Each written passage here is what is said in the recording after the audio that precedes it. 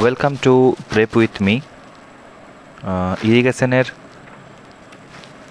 Second video lecture নিয়ে আমরা এসে গেছি।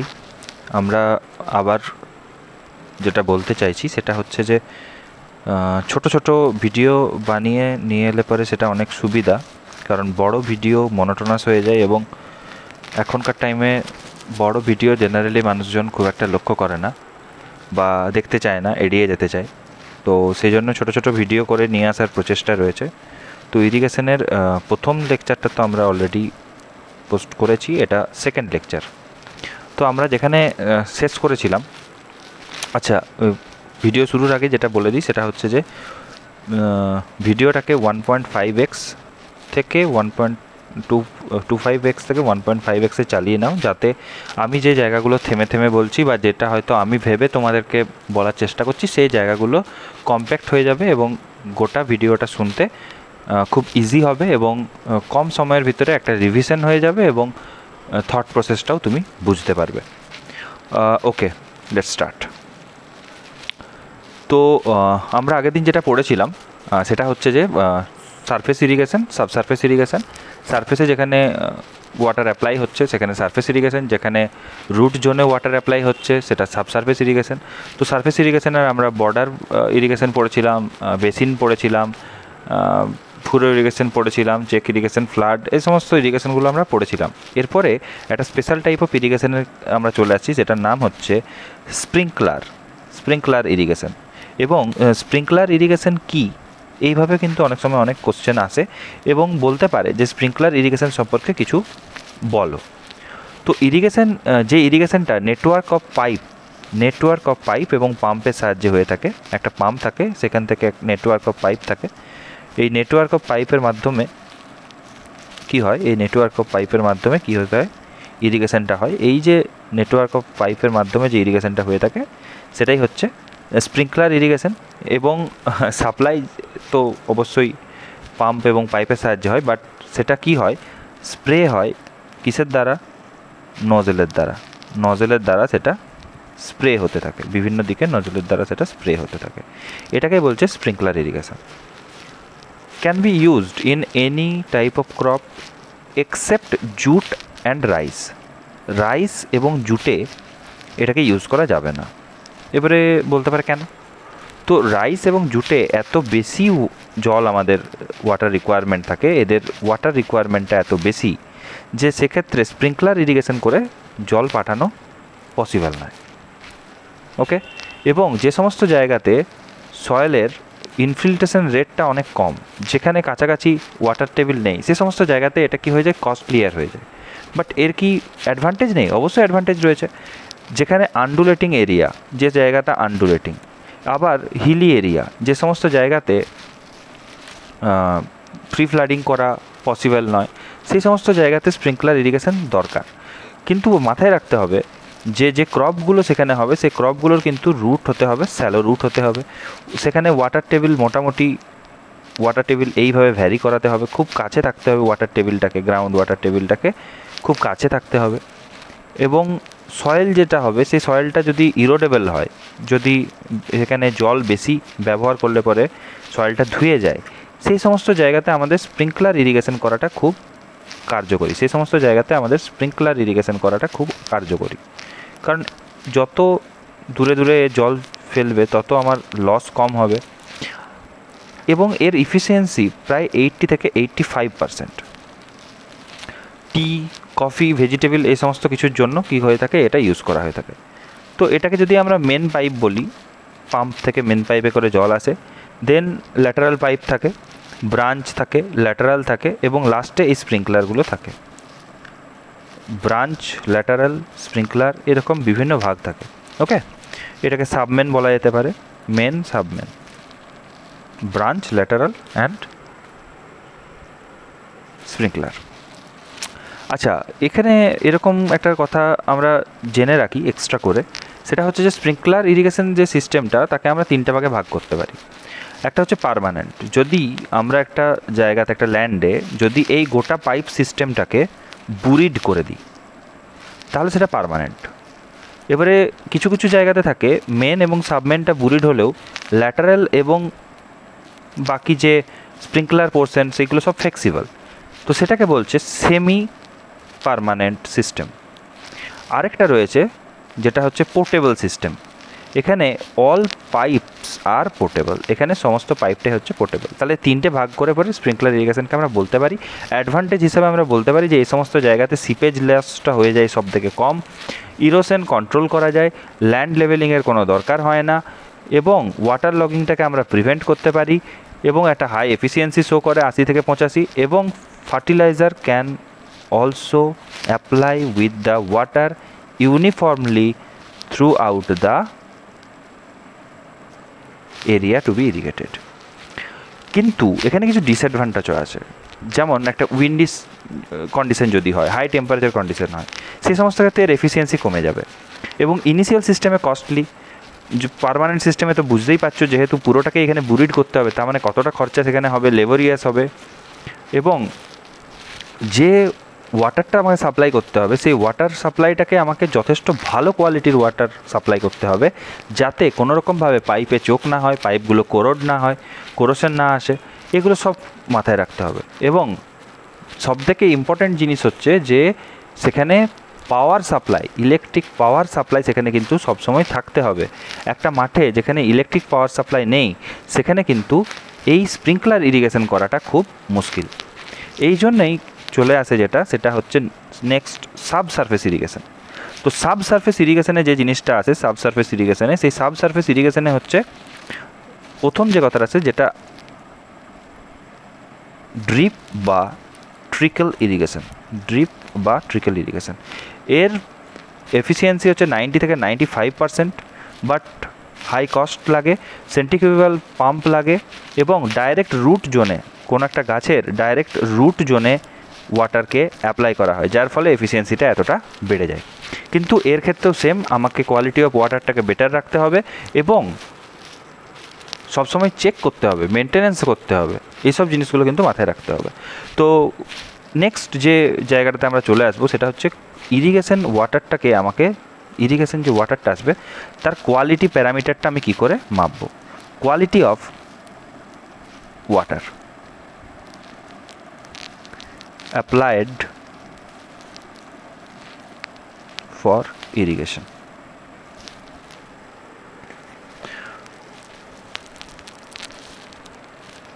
তো প্রথম যে জিনিসটা আমি দেখবো সেটা হচ্ছে সাসপেন্ডেড সলিড।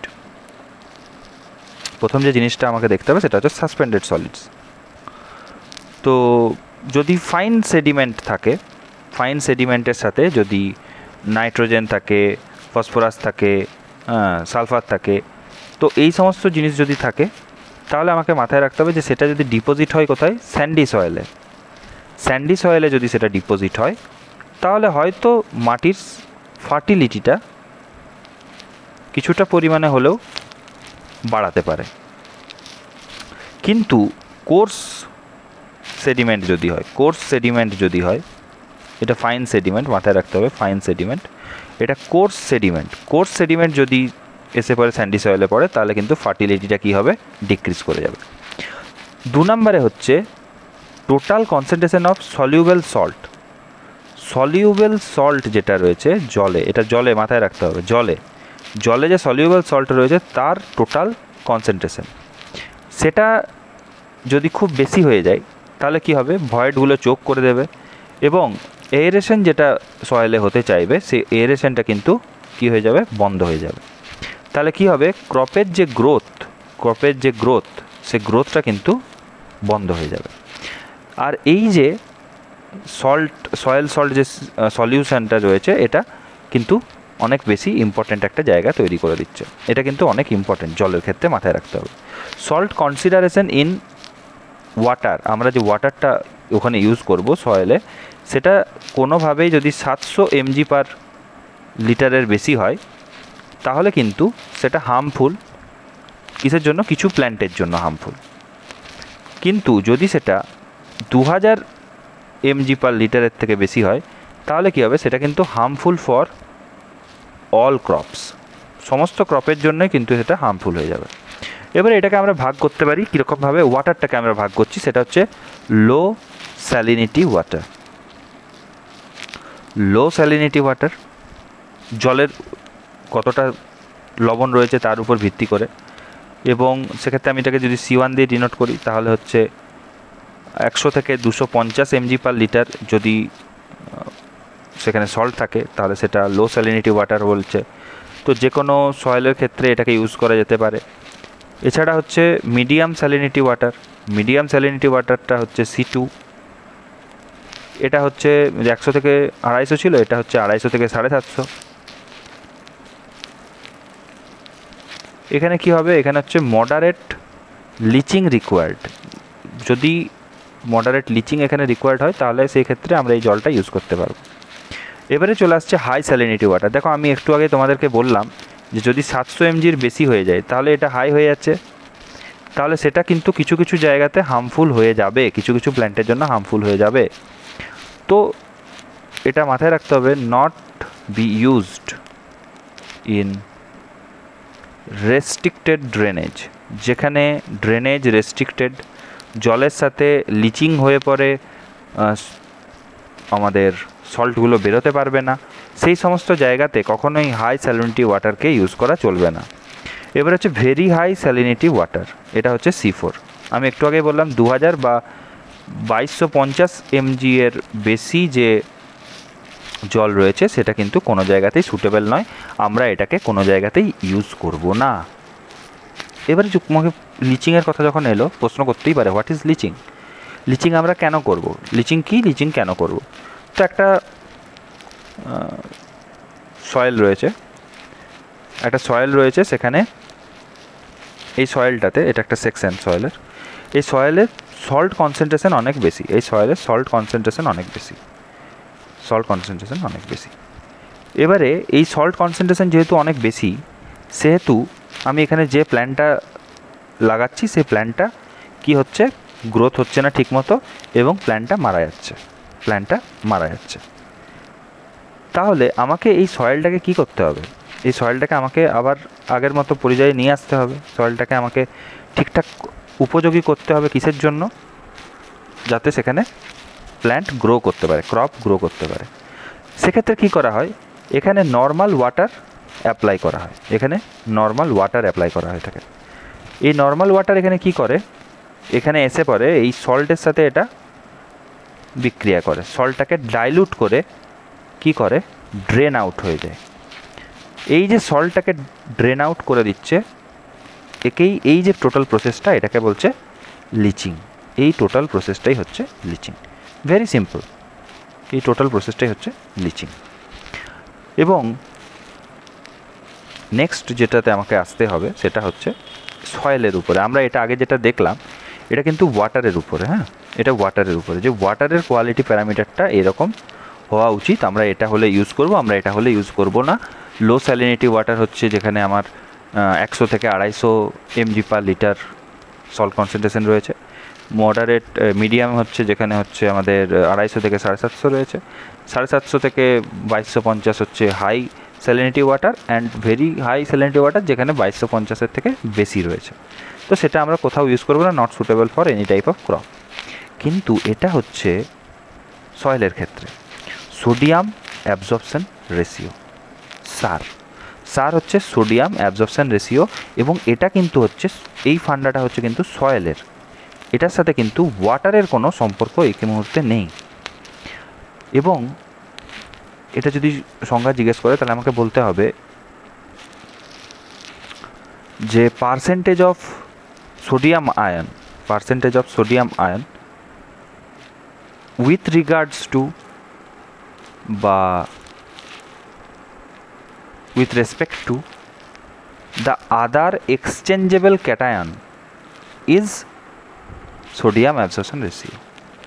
তাহলে সহজেই, যেহেতু আমি একটা সংজ্ঞা বললাম, তার এগেনস্টে আমি সহজেই এটাকে লিখতে পারি যে Na প্লাস কত রয়েছে, divided by √of Ca+2 plus Mg+2 by 2। তাহলে এভারেজ অফ টোটাল এক্সচেঞ্জেবল ক্যাটায়নের এগেনস্টে কত সোডিয়াম পার্সেন্টেজ আছে।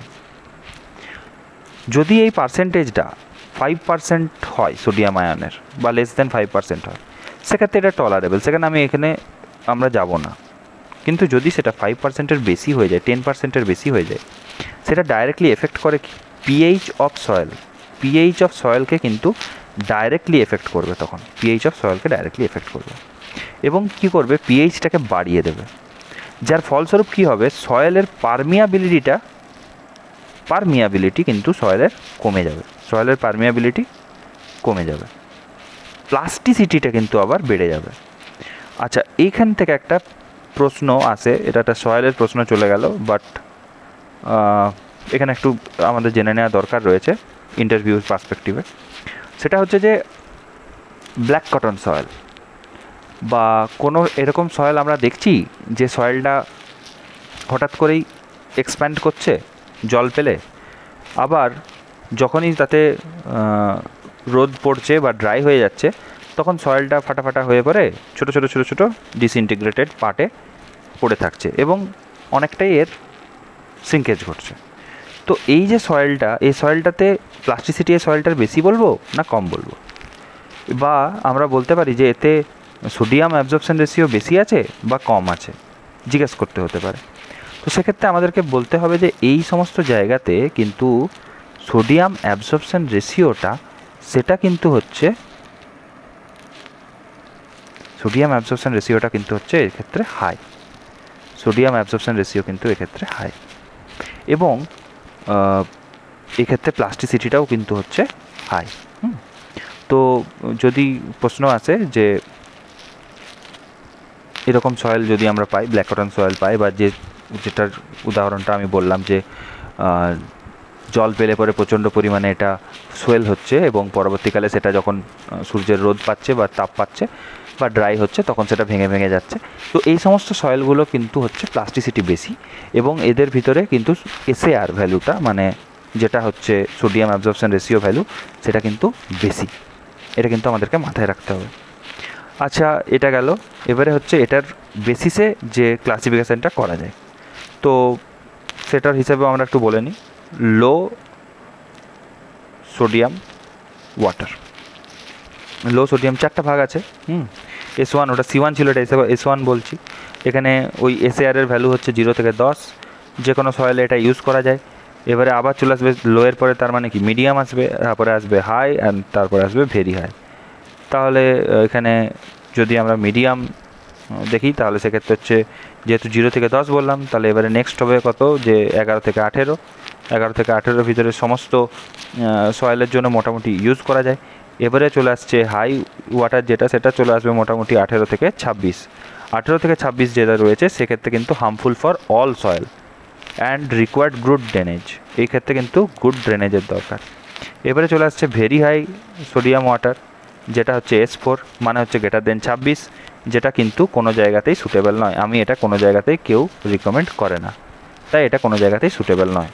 তাহলে এগুলো আমাদেরকে, এই ক্লাসিফিকেশানগুলো আমাদেরকে মনে রাখতে হবে এবং ওয়াটারের এই কোয়ালিটি প্যারামিটারগুলোকে আমাদেরকে খেয়াল রেখে পরে ইরিগেশনের ওয়াটারটাকে সিলেক্ট করতে হবে। এছাড়া রয়েছে saline soil, saline alkaline soil, alkaline সয়েলটাকে ব্ল্যাক সয়েল বলে।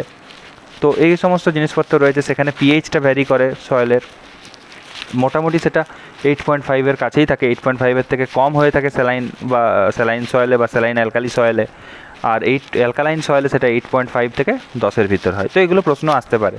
ইলেকট্রিক কন্ডাক্টিভিটির ভ্যালু কত সেই হিসেবেও আসতে পারে, যে স্যালাইন সয়েল যখন বলছে, স্যালাইন সয়েল মানে নুন বেশি থাকছে, তার মানে তার ইলেকট্রিক কন্ডাক্টিভিটি সবসময় 4000-এর বেশি হবে, 4000 মোর পার সেন্টিমিটার। অ্যালকালাইন যে সয়েলটা সেটাতে সবসময় 4000-এর কম হবে। তার জন্য পিএইচ কী হবে, সবসময় 15, ইএসপি সবসময় 15-এর বেশি হবে, এবং পিএইচ কী থাকছে, পিএইচ থাকছে সবসময় 8.5 থেকে 10। এগুলো মাথায় রাখতে হবে, এগুলো খুব কমন কোশ্চেন, এগুলোকে বেশি ভেবে লাভ নেই।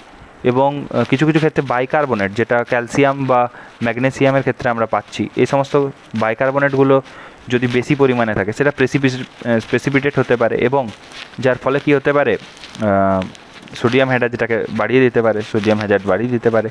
এছাড়া হচ্ছে আরও অনেক এফেক্ট রয়েছে, যাই হোক সেগুলো নিয়ে আর এখন অতটা ডিপে যাওয়ার কোনো মানে নেই। এছাড়া হচ্ছে যদি তোমায় কোশ্চেন করে যে একটা সয়েল কনজারভেশন করার সবথেকে বেস্ট উপায় কী, তাহলে বলতে হবে গাছ লাগাও, আর এছাড়া কিচ্ছু নেই, এটা মাথায় রাখতে হবে।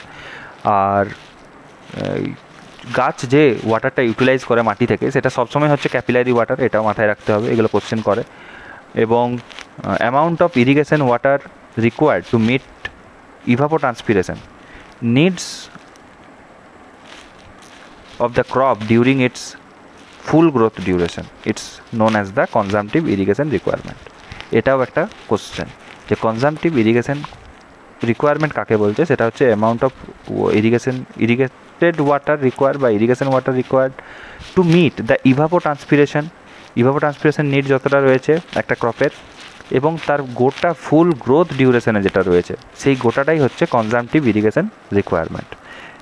আর ওয়াটার লগিংকে আমরা কন্ট্রোল করতে পারি কী করে, ক্যানেলকে লাইন করে দিয়ে পরে।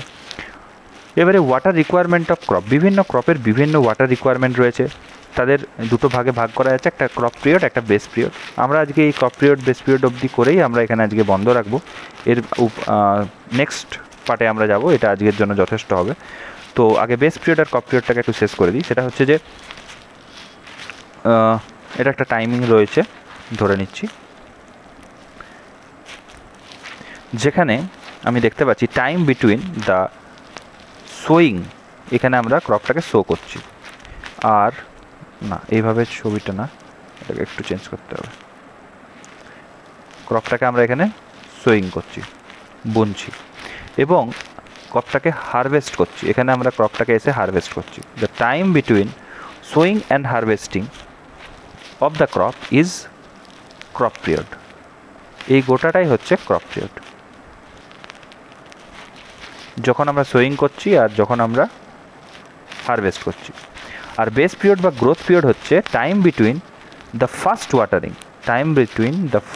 ওয়াটারিং, এই যে ফার্স্ট ওয়াটারিং করছি আমি এখানে, অ্যান্ড দ্য লাস্ট ওয়াটারিং, একদম লাস্ট যখন আমরা ওয়াটার করছি, লাস্ট ওয়াটারিং বিফোর হারভেস্টিং।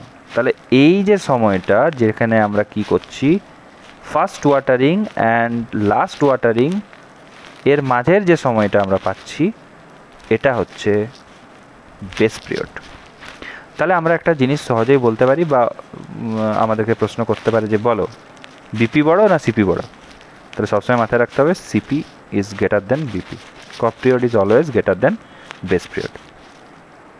ব্যাস, আজকে এতটাই থাক, আমরা নেক্সট ডে আবার শুরু করব ডেল্টা, ডিউটি, এ সমস্ত জিনিসপত্র দিয়ে। ওগুলো প্রচণ্ড ইম্পর্টেন্ট জায়গা, এবং এখান থেকে তো প্রশ্ন অনেক রকমেরই আসে, তো সেই জায়গাগুলো আমাদেরকে ক্লিয়ার করে নিতে হবে।